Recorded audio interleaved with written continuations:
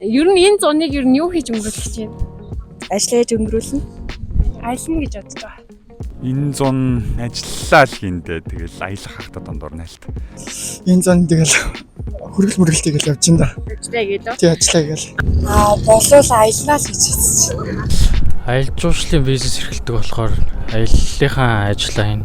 Тэгээд бас тэгээд маратон эдэрт оролцоод үр бүтээлтэй л өнгөрөөж бодож байна. Хөдөөгөр л явъя гэж бодож байна. Өөр юу их вэ? Зөнөө play time үзнэ. Энэ зун би гадагшаа явна. Тэгэл ажиллаа гээл амраал. Гэхдээ энэ жил дадлага хийн. Тэгээ бас нэг баярууд байгаа. Сумын орон төлбөр. Тэгээ бас мэдээ сонгуулах ч болохоор оюутан хүмүүс сонгуул ажил.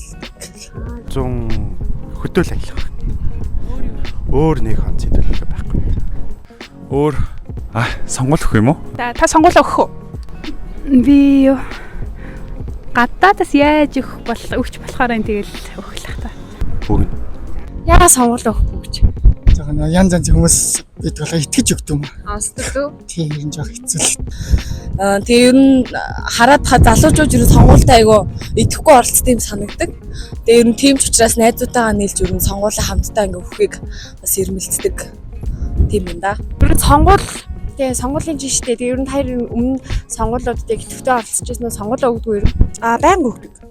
Тэгээд ерний үүрэг гэж үздэг. Тэгээд ялангуяа нэг залуу хүмүүс бид нар сонголтоо хийхгүй болмаас бидний өгч байгаа сонгуулийн орон зайг одоо өөр хүмүүс өгөөд тэгээд сонгуул нь нэг талтаа гарах гэдэг тийм зүйл ажиллагддаг. Тэгэхээр ингээд ямар ч байсан хүмүүстэйгээ танилцаад тэр мөрийн хөтөлбөрийг ямар ч уншаад тэгээд дугуйлдгаа. За энэ жилийн үед бол сонгуул хэдний өдөр байгааг мэдэж байгаа юм. 6 сарын 24 байсан. Тийм 20 хэдэн байсан.